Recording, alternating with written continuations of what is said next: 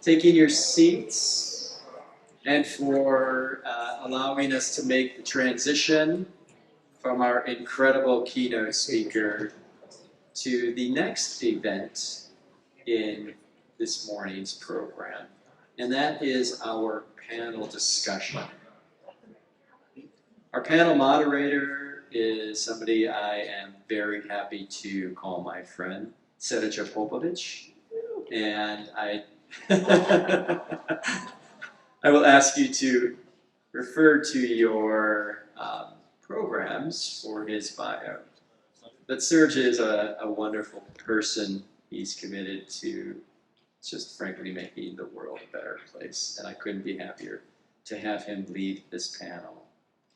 So Srdja will introduce our three panel members, and then will lead our question and answer period. So without further ado, Mr. Srdja Popovic, thank you.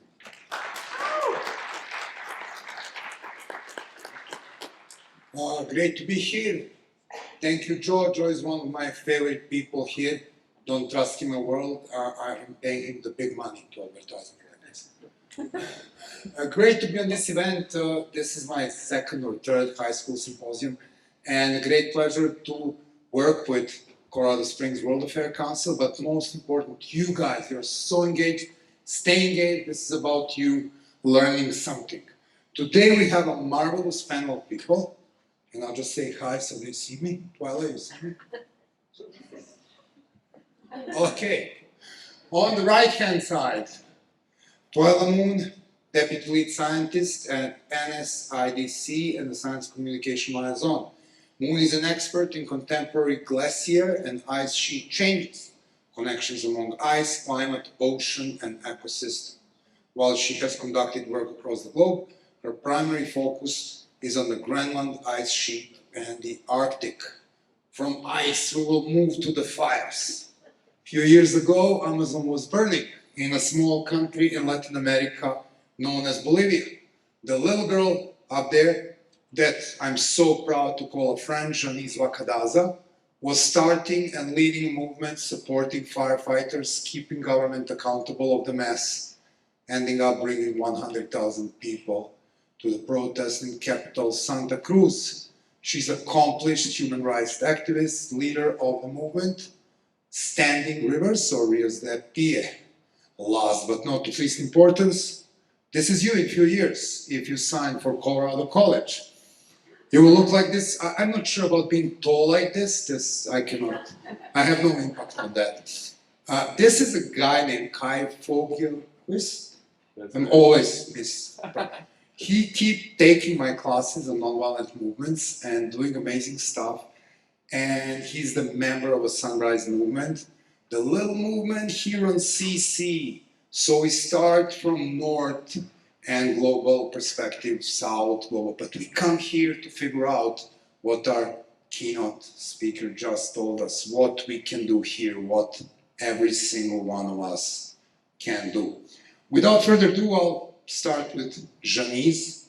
Jhanisse, tell us a little bit about your struggle, tell us a little bit about the situation in Bolivia a few years ago, and tell us how a little girl became a leader of the movement. I think this is the most appealing story for our young and engaged audience. Thank you so much, Srdja, and thank you to everyone, Twila, the organizers, and especially to all those of you who are looking as young as I wish I was still looking, joining us in the audience. It's an honor to be here, especially to talk about Bolivia, because my country is not usually a country that you will hear about on the news. Just to give you a little bit of an idea where it is, it's in the middle of South America. We're right in the middle of the continent, so we have Brazil on one side, we have Argentina and Chile, we are landlocked. And that also means that we have a big portion of our country in the Andes Mountains and a big portion of it on the Amazon.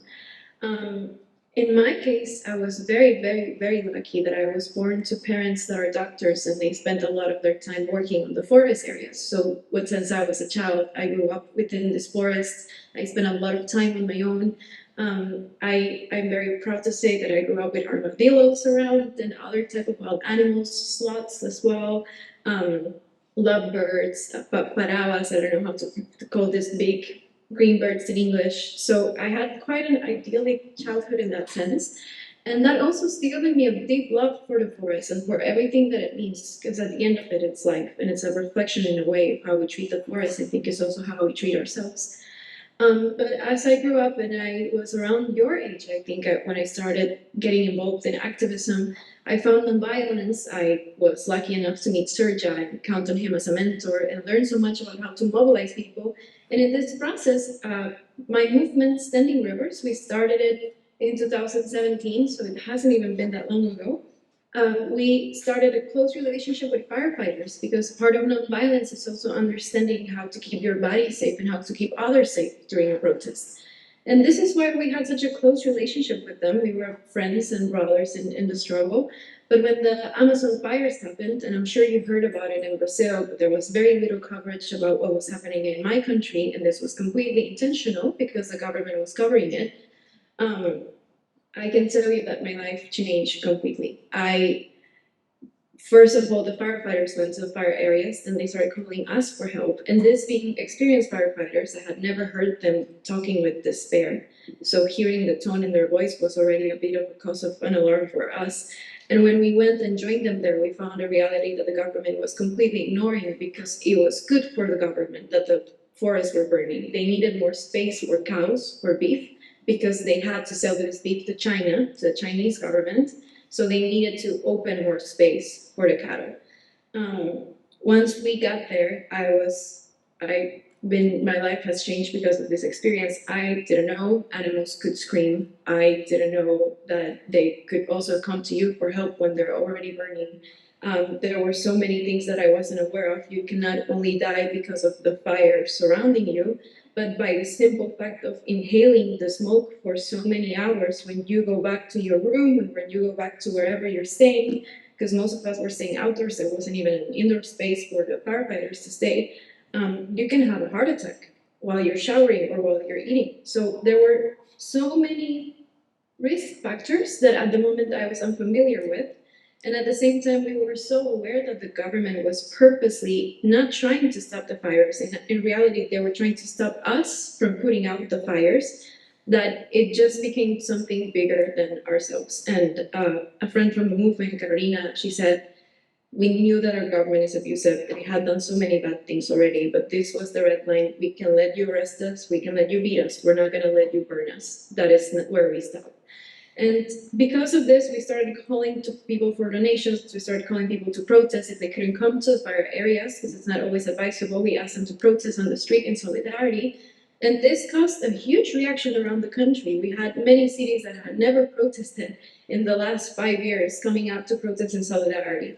And why I tell you all of this to this level of detail, and I think this is very important for you to understand as the youth that is going to be working on these issues, is that environmental issues cannot be separated from democratic issues, from day-to-day issues, and from judiciary issues as well. Because for us, it wasn't only that the government was not supporting us, they were physically chasing us. They detained me for a couple of hours in the airport when I was trying to bring in donations. They tried to hide the information. And what I find even more interesting is that they tried to blame it on climate change and say that the fires were happening because of climate change, which could be a reality in certain ecosystems, but the forest where I'm from, it doesn't burst into flames automatically. It has to be a man-made fire. That's not how the ecosystem in this part of the world works. So as things developed and we called to people on the street, because I'm lucky enough that I speak English, I learned when I was very little, I thought myself, because I'm a very curious person, I started talking to international media, because we were trying to get international attention and pressure. I talked to CNN, to BBC, and this kind of accidentally put me on the spotlight. It also meant a lot more repression, but it meant the opportunity to advocate for my people and to try to ask for support, which many governments tried to send actually, but the Bolivian government refused to let the help in. I think as we speak, and I've participated in spaces like this that I'm very thankful for about climate change, there's a lot of talk on the academic side of it, which is of course incredibly important, but I think there is a big forgetfulness of the people that are fighting the day-to-day fight. And much like you have to do in nonviolence, Gandhi always talked about this. You need to work on the structure that creates the injustice, but you need to keep the empathy to support the people that are immediately affected by this.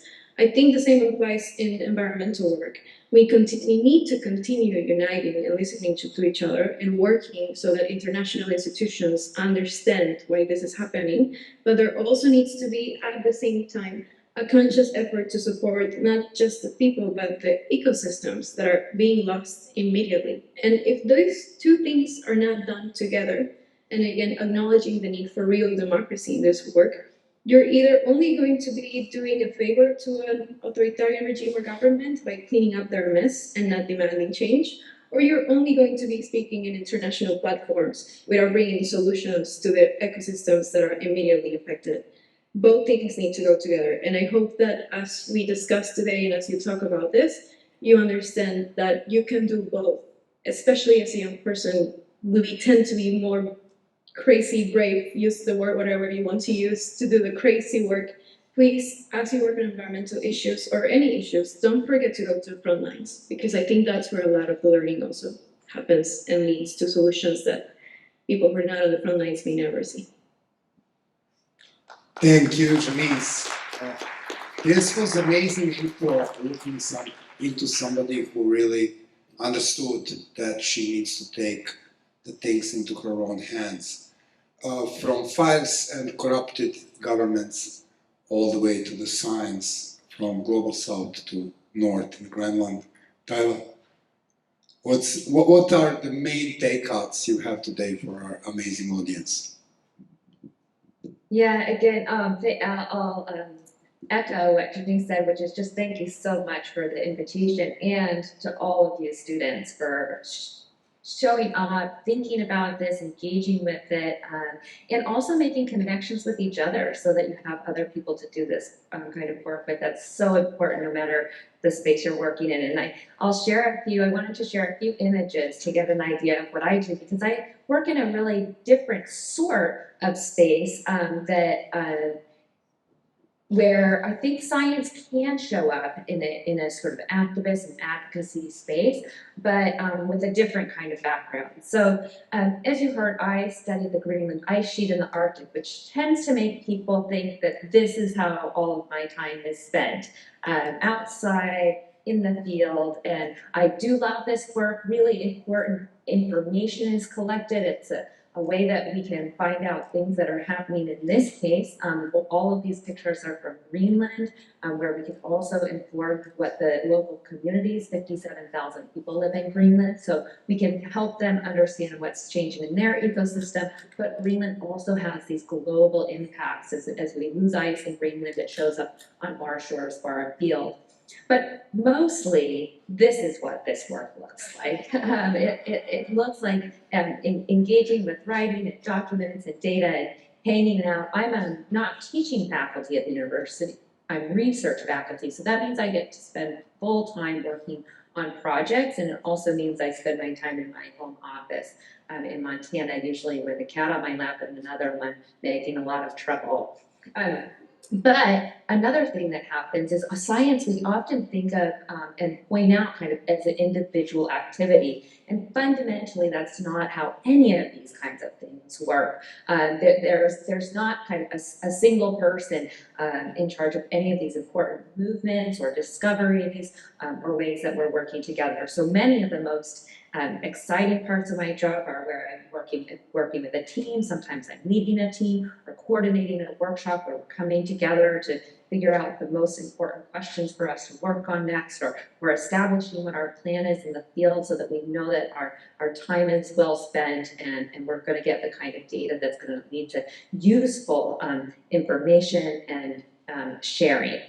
And so it's these kind of collaborations that really provide the information that then can be shared outside of the scientific community. And I really I think that there's increasingly folks playing this role, but it was not traditionally that scientists really spent that much time in science communication. And I'm lucky to get to spend time with both of these hats on.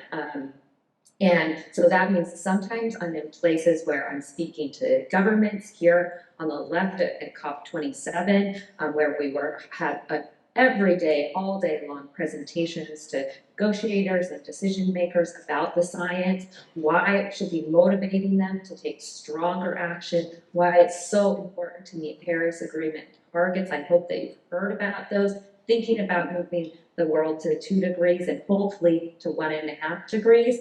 But often this communication can also look like helping people to understand how we live in a really connected world. So I spend a lot of time talking about the Arctic because that's my area of expertise, but helping people to understand how it's arriving in our backyards and how changes we experience connect to the Arctic, and then also how that means that actions that we take also has a global impact. So thinking some of these examples, this is probably the thing that first comes to everyone's mind as we're losing ice in Greenland, as we begin to lose more ice in the Antarctic ice sheet, and we're losing ice around the world from glaciers. People often first think of sea level rise, which might look like coastal erosion or inundation, salty water causing problems with freshwater drinking water, problems with sewers, flooding in places it's never been experienced. But in fact, the ice all around the world is also helping locally, just what Jhanisse was mentioning, you know, we can't just stay in this global perspective. We have to remember local impacts in these places and also local impacts like changes in your availability of drinking water or agriculture water, water for hydropower. Literally millions of people around the world depend on glaciers to help with all of these different really basic functional services. There in Colorado, some of these things might still feel a little bit far away. There are only a couple of small glaciers hanging on in the Colorado Rockies. So you might think about, well, actually, you're part of a political system. We're part of a global political system. So some of the changes in the Arctic are having influences on geopolitics, and that might be an area that interests some of you. As we're losing the sea ice in the Arctic during the summer, here on the left, it's opening up more of these shipping routes. We already see that this northern sea route that runs along the northern part of Russia is getting much, much more traffic. Previously, there was really no thought of shipping across the Arctic. That's now something Russia, just this last year, is now using these shipping routes year-round, often for moving liquid natural gas. So there's both these connections on climate as far as what that movement's happening, and the changes in climate are changing our geopolitics. So for example, in the US, we're waiting for the confirmation of our first US ambassador, and we see more military and security activities happening in the Arctic because we're changing this physical system, which is fundamentally also changing our geopolitics and how our international relations work. So we have these social connections that connect us to the Arctic.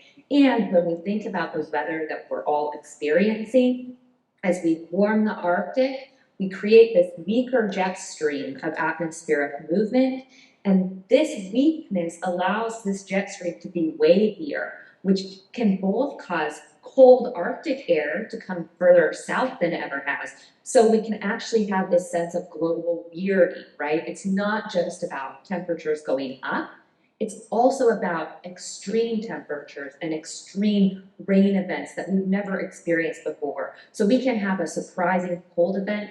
These have been experienced in Texas, where people are suddenly having pipes burst because they're freezing, something they've never dealt with. So this kind of Arctic is really reaching its fingerprint down into the areas where you all are sitting right now. But I just want to leave kind of, as you're having this sense of how this global system is connected, how issues of climate change, climate justice, dealing with inequities in ways that can also make us better deal with impacts of climate change. I just want to remind everyone that this is not a done deal. As we think about where our globe is headed, and as far as temperatures, we've already developed policies that are moving us away from the temperature trajectory that the world was on 20 years ago. So already governments are at least now engaged, they're moving forward policies. We have to keep pushing at them for a follow through, to meet pledges and targets, to strengthen those. But I really want to emphasize that this isn't a done deal. The future is still very much in our human hands, and all of you have agency in being able to interact and influence with this topic. So that's a little look at kind of what I do as a scientist. So sometimes I'm in the Arctic and I'm discovering things, but often I'm communicating and help people understand what's the reality of climate science today. How can I understand that it's caused by humans, and also we still have this power to create change into the future. So I really want you to be able to think positively about the wonderful suite of solutions that we have available to us, and find many different ways in which you can interact with these topics and hopefully with each other. Just that collaborative work together is really such a valuable space for motivation, new ideas, and keeping everyone's energies up. Thank you, Twila. This was amazing. So zooming into our community, zooming into where we sit now, I will now give floor to my friend and one of my most impressive students towards the year, Kai. So Kai, tell us a little bit about your passion, about your work here, and what are you planning, what's up here? Thanks, Srdja. Yeah, y'all, this is just so special to be here, especially with Srdja. He's an incredible teacher and really got me inspired around this work. So if you have an opportunity to come talk to him after, come hunt him down, you know, definitely worth getting a conversation with him. Yeah, I'm involved with the Sunrise movement on campus here, and it's really this youth organized movement that's a national project to elect political leaders who are looking at prioritizing environmental justice and policy. So if you haven't heard of us, worth checking out the website and consider joining the movement. It's primarily happening in high schools, so definitely worth considering.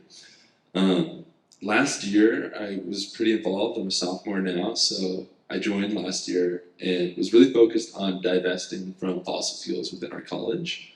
And divestment is the process of selling investments and funds within fossil fuel manufacturing and production specifically.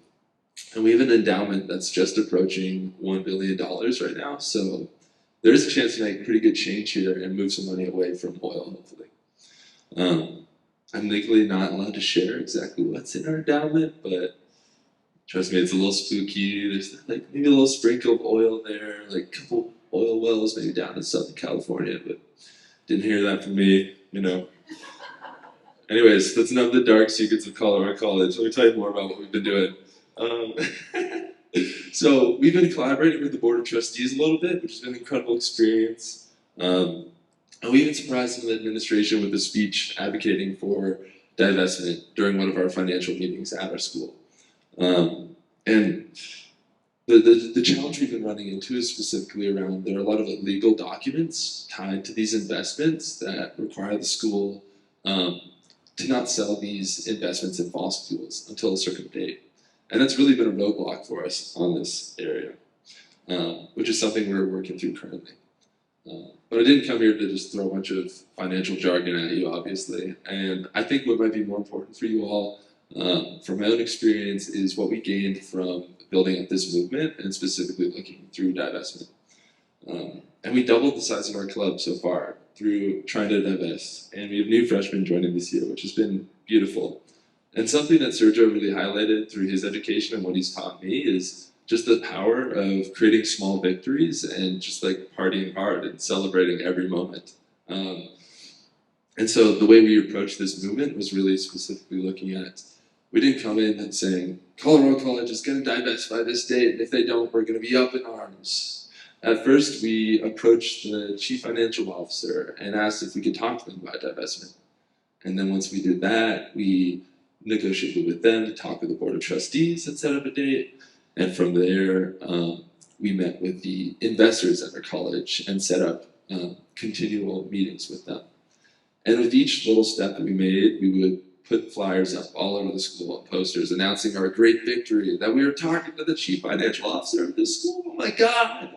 And those small victories really brought a lot of attention to the movement and got people excited. It also built credibility for what we were doing, and we now have a working relationship with the administration and a lot of the student body, which has been huge for other projects that we're working on. Anyways, I'm happy to answer any questions about divestment that you all might have, or other movements that you're excited about. I am just human. I have my small experience, so I'm happy to share. We've also been really excited about working with the Farm Club on campus here, which is this tiny 0.25 acre plot of land on our campus. And I think what has been important for me about this area has been the cultural change we're pushing for here. I think it's critical that we come at these issues from lots of different lenses. Divestment has felt like a very negotiating area of trying to create change, and I think the farm has been an area of trying to work for cultural change. Yeah, I think what I've come to see is that like this westernized understanding of how we relate to land has really pushed us to see it in two ways: either as a resource to be consumed and something to be exploited, or as something to be cut off from us and protected, and to separate ourselves from it. And there's just no room for any sort of relationality with the place we live, as it's something to be protected or used. And this is a very like dominant, controlling way to see the places we live. And just like show of hands, how many of you, like when you think of the environmental movement, think of like that polar bear like clinging to a little piece of ice and it's like looking kind of sad and maybe he's missing a leg and like yeah, have you seen that? Yeah. Well, I've seen that image a lot too, and I think for me the issue with that is these are critical issues around the world, but I feel like we've become desensitized to what climate change looks like in the way that it's pitched as these very critical, large issues across the world sometimes. And I don't often talk to my friends or peers about issues like grocery stores or simple things like that, where we see a commodification of the land and something that's become really normalized in our life. And yeah, I think we have a disconnect between how much we depend on the places we live, basically. And I think that's what farming and having land that we can take care of really offers. And I'm curious about how we can return that to the education system to balance out direct action that we're taking in areas like divesting and where we have to push and argue with adults to make change.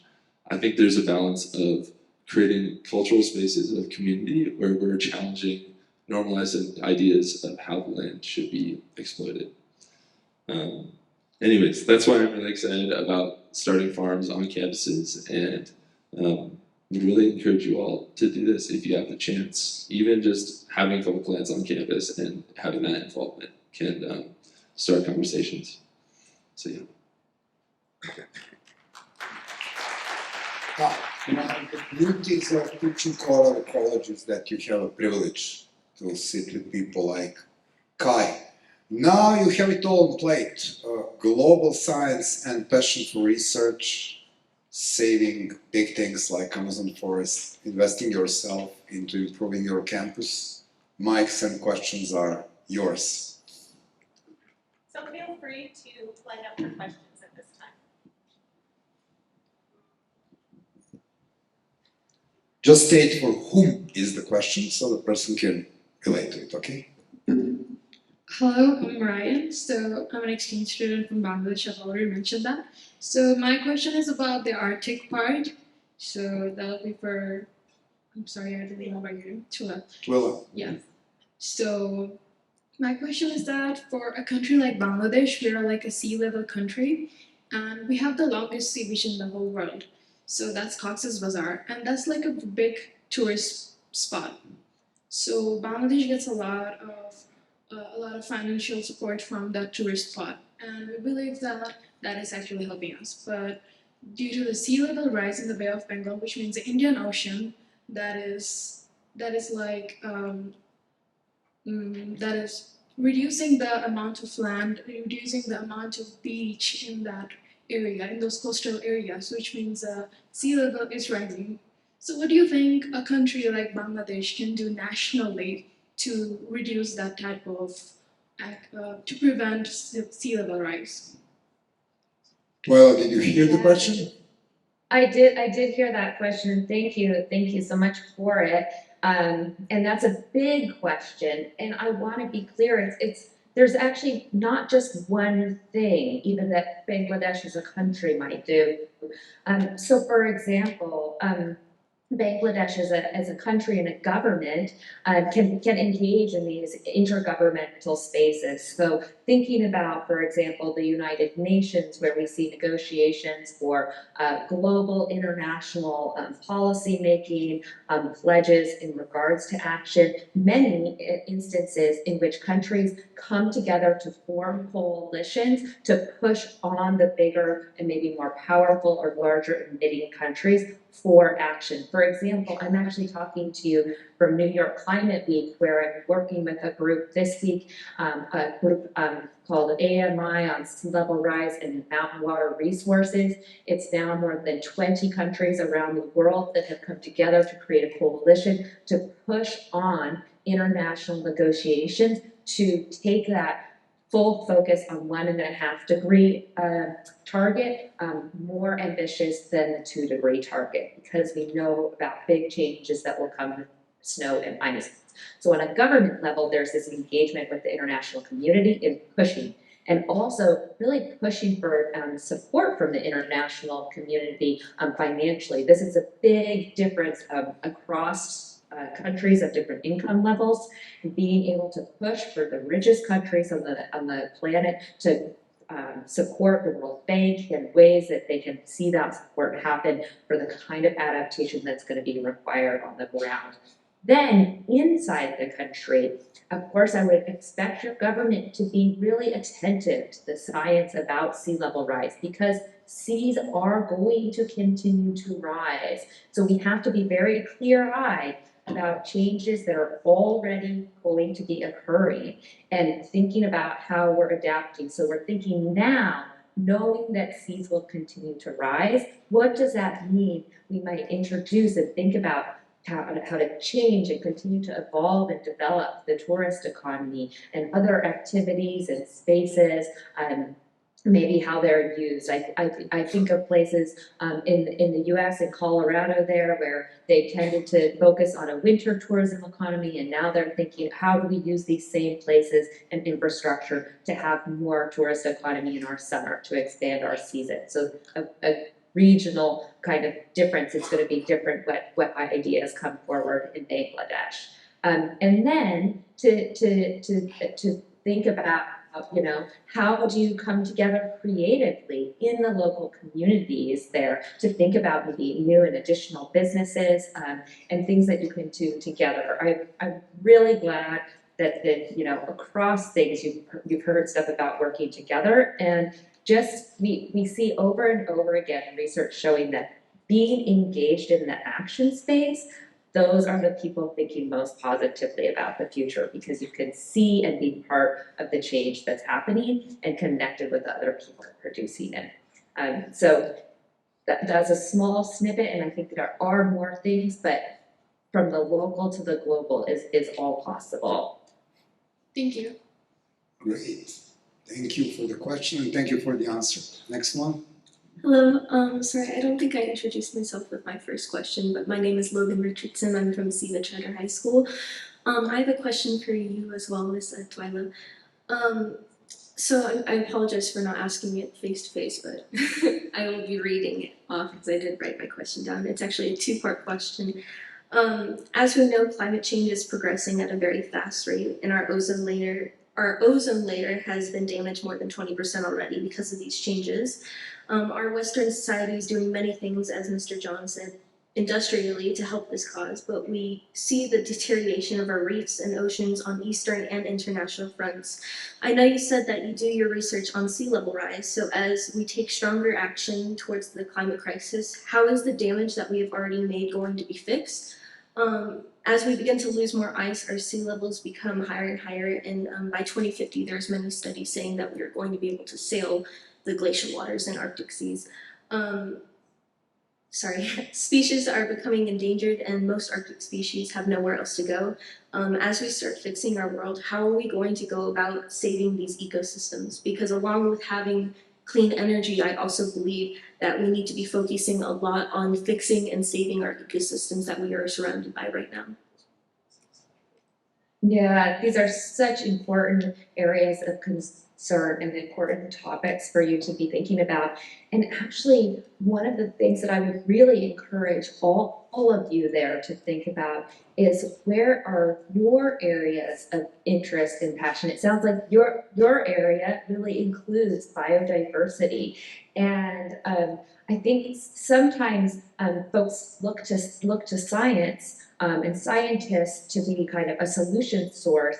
And I really want to encourage all of you to start to look at yourselves as solution sources and your communities as solution sources, right? So we do know that seas are going to continue to rise. Some of the past emissions we've had have set in motion sea level rise over the next couple of decades. So the sea level rise we see up into 2050, 2060 is pretty set. But as we're taking actions now, we're going to start to see the result of our actions. As all of you who are adults, you'll start to see, are we taking strong action, and that's starting to reduce our rates of sea level rise.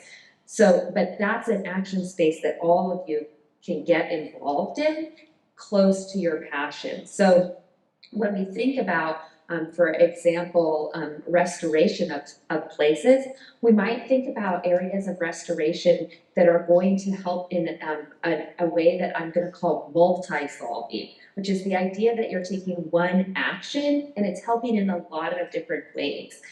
So for example, I think because I'm in sea level rise, I think of efforts to restore and maintain mangrove, coastal mangrove areas, which can help reduce erosion around the coast. It can help filter water so that it can have healthier water.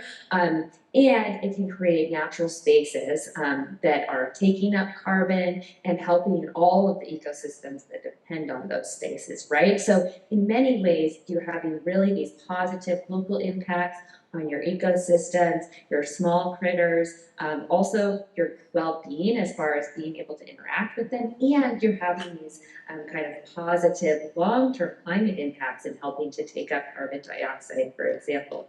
So the solution spaces are going to be really location specific. And there are going to be instances, I want to be also totally clear-eyed, there are going to be instances where we're going to see losses, and we're going to see continued losses. We're not going to be, with our future actions, returning to a climate of 20 years ago, but we are going to be choosing between some very different futures for ourselves. And so I think that's part of Kai's point of celebrating each of those small achievements and making sure that you're taking time to do that is so important. So I recognize I didn't fully answer your question, but largely because I don't want you all to feel that there is only one answer to that question, and instead understand there are many ways to get involved, and that you yourselves can be part of those solution groups, driving it, acting as first followers, or really helping to build out a big movement group. Thank you. Hello, my name is Ognjen and I'm an exchange student from Serbia, and my question is for Jhanisse. So how did you manage to take people's attention in the very beginning of your project? Thank you very much. It's nice to make a new Serbian friends. They're great, at least all the ones I know, so thank you. I think it happened almost, it's interesting because there's a lot of talk about how to do social media activism, different techniques, different fonts and colors, and do you do a reel, do you do a TikTok, do you do Instagram? For us, it was, I think, the vulnerability of accepting and transmitting how desperate we were. That doesn't sound too joyful, but in the moment, I think a lot of the videos that were coming up, and that even I myself was recording in the fire areas to prove to people that the fires were actually happening, were showing very graphic images of the despair that we were all feeling, because in the moment, again, firefighter shoes were melting. A lot of people were using their own hands to carry water to the point of where the fires were. That's how desperate we were. There were a lot of children that were acting as firefighters. They were writing firefighter with a marker on their shirt. And again, all of us working with our protective equipment, we knew that this was a big risk of cancer, and many people that ended up going to the area did develop cancer later. So I think in the moment there was this element of vulnerability, but also of understanding that even though the government was trying to hide the truth and denying the fires on the TV, we had this weapon that was our community. And it's different when you are talking to the large group of people that you don't know and you don't know how to relate with them than when you have a movement, as we did, that already had gained credibility with the communities on the ground. So they knew we gained nothing from lying about this. And on top of that, the images were vulnerable and clear. So I think having this very concrete way of showing specific things that were happening that were completely out of the ordinary, images of animals that had been completely burnt, I think that also created a big impact. But also having a good call to action with it, because we didn't want to just spread despair. You always have to have a positive outcome and give people an opportunity to act, because otherwise you're just breeding frustration, and we already had so much fear and frustration that we didn't want more of that. So every time we were sharing the images, as raw as they were, we were also calling to people and giving them addresses in their own neighborhoods of where they could go and donate things. And we were giving them very specific laws that we needed them to ask that the government abolish, so that the use of fires in forest areas became illegal. So again, it's a mix of just being completely honest. In the moment of an emergency, you don't have time to think about format and social media strategy. You just have to go. But at the same time, knowing that you have to have a call to action and very specific things so that people in their own cities and neighborhoods know where to go. I think that good combination was what allowed us to activate so many people so quickly. I hope that helps. Thank you. Hi there, I'm Micaiah from Siva Charter High School, and I just have a question for all three of you, really, of just throughout the specific battles that you guys are fighting with your activism, with the research that you guys are advocating for and completing, and with your conversations with big financial bigwigs. How do you maintain an attitude of humility as opposed to condemning them for doing wrong?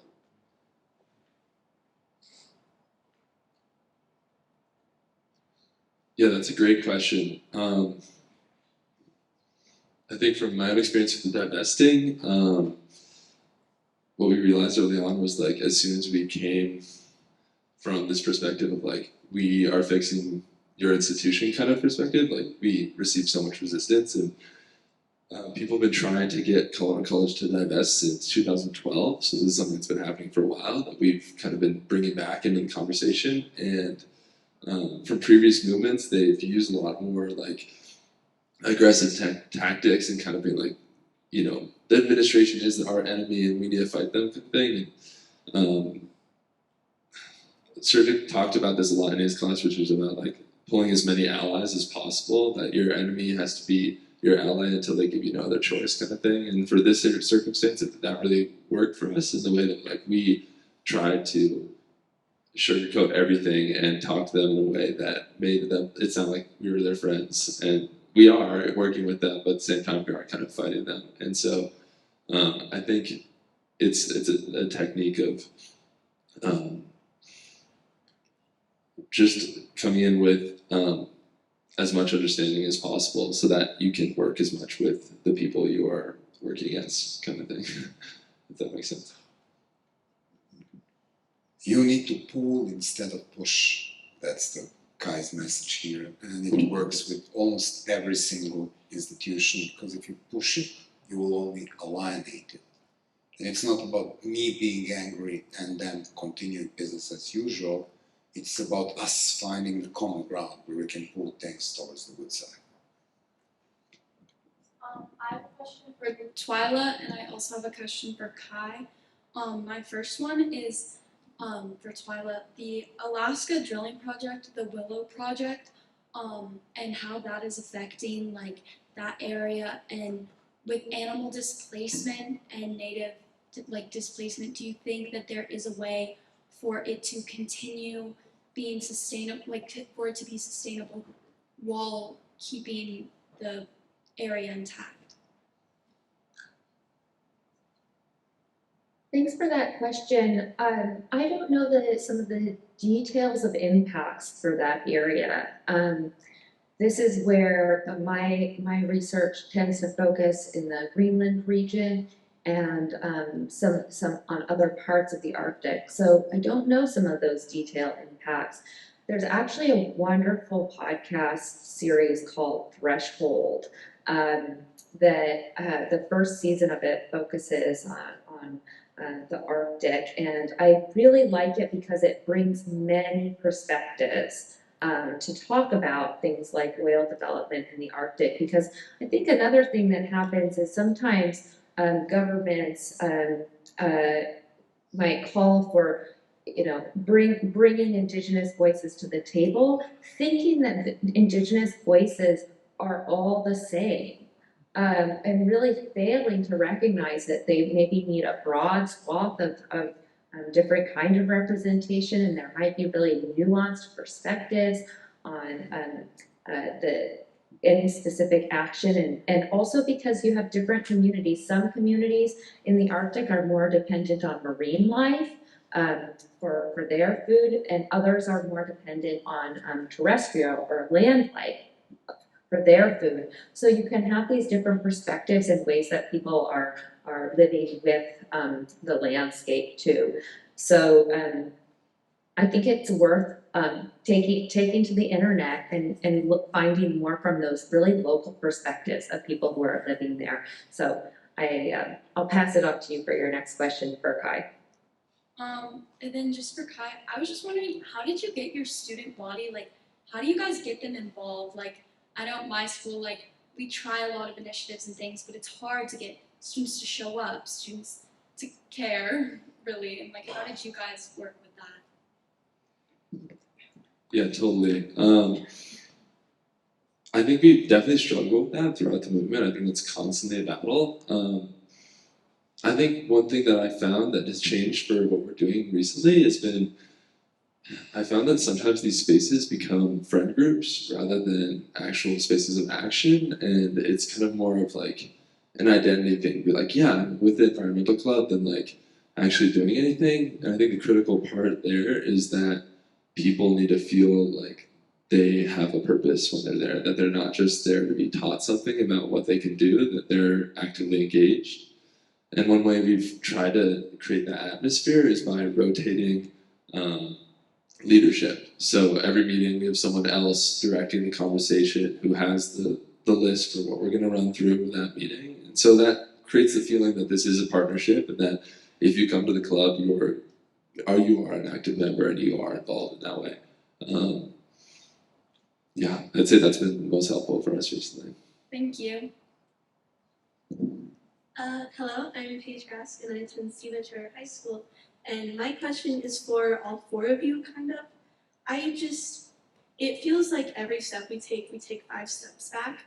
And it feels like a lot of countries aren't really caring, as they seem to benefit from climate change through the Arctic trade that Twila mentioned with Russia, and through cheaply used fossil fuels, and just as the forest fires in Bolivia is another one that comes to mind. And it just feels like they're not fully caring, as they don't experience the hardships that climate change affects to those that are, not in the government and not in a place of power like that. And I guess to just summarize, greed kind of runs humanity, and it's hard to fight against that because all three of the things I mentioned are pursued by money and economics. And just how can we fight against that when it's it's so prevalent in our society? Jhanisse, this may be a very good spot for you to mention this lovely connection between fossil fuels and democracy. I fully agree. Thank you, Srdja. I think I echo what you're saying so much, especially because having lost friends, their lives were lost during the fires or as a consequence of the fires. A member of my movement died of cancer very few years after that, and he was the one that spent the most time in the fire areas, and as we were told, that was almost inevitable because we didn't have the protective equipment. I think one thing that has helped me to respond to your question specifically is to think that there is also a lot of goodness in this world, and I am not God to judge as to whether it's worth it or not to fight for humans or for the good ones or the bad ones, but actually understand that I am very blessed to have lived in an era where I get to talk about these issues and work on them, because in the process of protecting Mother Earth, I'm also enlarging my own personality and my own virtues and my own values. And that is a gain that no one can take you regardless of what happens on the outside struggle. So kind of focus on the work, and the results will come, but they're not yours. What is yours is the work and what you decide to do about it. And if you, then again, coming back to this, and it sounds like a very personal answer, it also goes back to the fact that everything is connected. Just as you see in nature that my forest is connected to other forests and then to the mountains in the Andes, and everything kind of supports each other. It's almost the same when it comes to the systems that we are fighting against or that we're trying to make better. Because a lot of people, again, try to separate environmental issues from democratic issues. Whether Bolivia is or not a democracy is not a US issue, so the US shouldn't get in it, but whether it's an environmental issue, then all the world wants to talk about it right now, even though they don't fully understand how it works. But in countries like mine, where there is no democracy, there is no guarantee to the safety of the people like me who are fighting to protect the environment, which is one of the reasons why I had to leave my country, because I had too many threats. I had people following me, they tried to arrest me, blah, blah, blah. So if you don't have a system, a democratic system, that allows you to advocate for the environment, for feminist issues, for whatever you want to advocate, if you know that the government has such power of every little institution within the state body so that they can create false accusations against you or simply kidnap you and disappear you and there will be no investigation, this doesn't allow for a space where these conversations can happen. So it's important to understand that environmental issues need to be recognized as part of democratic issues. If you want to look at data, countries like mine who are authoritarian usually have the highest amount of contamination, and there is no way to stop it because you don't have the bodies, the judiciary, the police, the military working with you to stop this. So kind of taking a look at the big picture and understanding how everything is interrelated will also help you understand the role that you can play in each of these spaces and how you can bring the connection together. Because I think as humanity, we're not going to move forward until we understand that you cannot separate democracy and indigenous rights from environmental issues. Everything goes together. If there is no democracy, there is no respect for human rights, there is no way to solve problems because there is no way for healthy dialogue. Thank you so much. My question is for Jhanisse, and you kind of touched on this, but do you think you're making change in Bolivia, and do you think the Bolivian government will change their ways now that more people are protesting? Thank you. What is your name? Sorry. Oh, I'm Sophia. Nice to meet you, Sophia. Thank you for the question. I think we are changing things. I think at least now my generation is not scared of protesting. I can tell you that before 2019, people didn't want to go to the street because they were very scared. And after that moment, it's like a tipping point. But then even when we go out to protest and they repress us, people get even more angry and they come out again.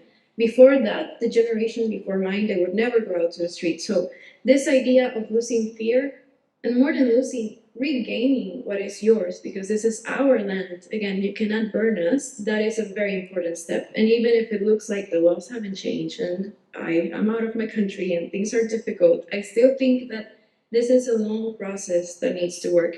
And on top of that, I think it's also important to notice that at least now the fires are in the political agenda in Bolivia. They were never discussed until we had this big protest. This was not something that the EU or that the UN, these international bodies in Bolivia, only talked about water issues. This is completely related to water issues, but it was never named as such. So having your opponent at least acknowledge the problem, even if they don't want to do anything about it, is already a win for the movement. And this is something that we can keep building on. So there's a need for a big long-term perspective in this type of work, but I think it's completely worth it. Thank you. And this will be our last Thank two you. questions too on either side. My name is Malia Sullivan. I'm from Siva Charter High School. I had a question for Kai about the Sunrise Movement. I wanted to know what specific committees or spaces you're targeting to take up space and have the voices heard for the movement. Yeah, totally. we have like a bunch of different groups within the club, and I've been more involved on the divestment side of things. I know that we've been having like setting up booths for calling specific political figures in Colorado Springs and things like that. And I'm actually not. I can give you some contacts for people in the club because Cecilia Russell's been really leading that movement, and I'd love for you to. Yeah, you should reach out to her. I think that'd be best probably. Here. Thanks. Okay, I'm Lucas Anderson from Village High School. I have a couple questions. One, I think this is the most important question I have is, how do you turn, what are some advice that any of you have for turning the awareness and the passion into actual action and into an actual impact? How do you overcome the inertia? How do you overcome the feeling that you don't know how to start, that you don't know what the best steps are to take, and what steps are even out there? How do you turn climate activism and environmental activism into something that from something that you want to do and something that you hope to do to something that you are doing?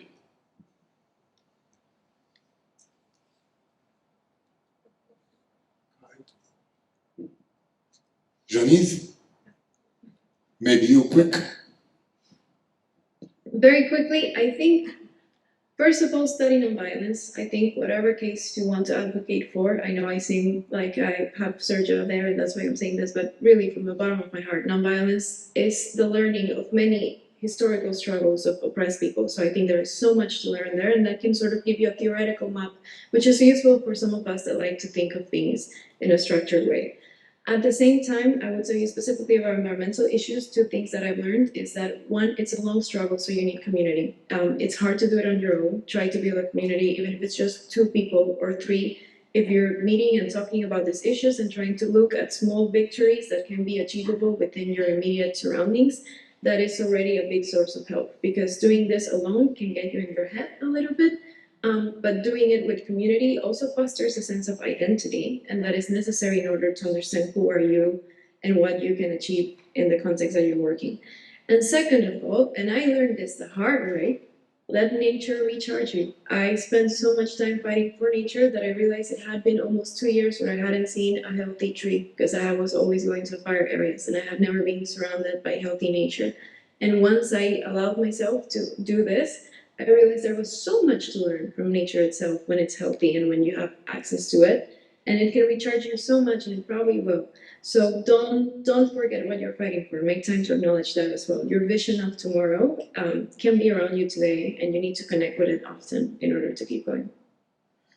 Thank you. With that note, one round of applause for our marvelous panelists.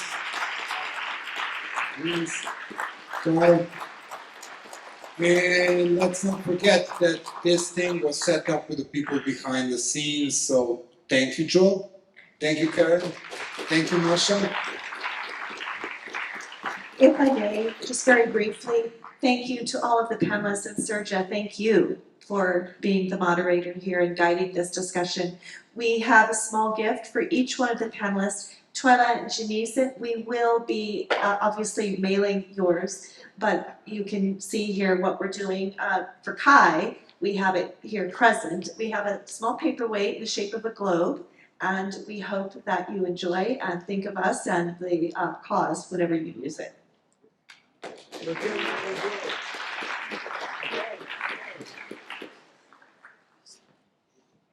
Thank you.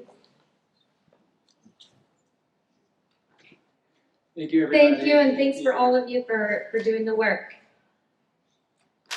Thank you.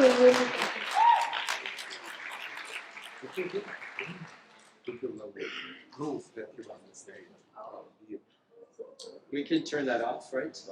Yeah. Thank you. That was the CC homepage, which I encourage you to check out. As we transition to our next session, just briefly, you're going to have an inset, like a separate piece of paper. I see some folks have that, which will give you more detailed instructions. But briefly, I would like you to look at your name tag, and your name tag will have a classroom number. So after we leave here, head up to your classrooms and then you will be working on the next session. So that's the first thing that you'll need to do is go to the room number at the bottom of your name tag. But you kind of settle in, the first thing that you're going to need to do is select a spokesperson.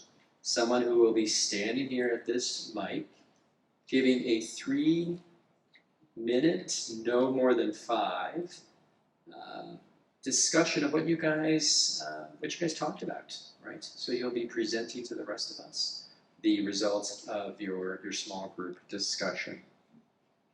You'll want to be back here in your seats at 11:30. So I'd like you to discuss the issues that were raised by our presenters this morning from your own perspectives and any materials that you may have read ahead of time. The most important thing is this group will have autonomy, in other words, your small groups, to work as you would like, right? To discuss the things that you would like with the ultimate goal that you will address some of the issues presented today. At the bottom of that inset, there are 3 sample questions. This is not an exam. In other words, allow these to help guide your discussion, but that will not be your discussion. Okay, so with that in mind, if you could head up to your classrooms, and we'll see you back here at 11:30. Thank you.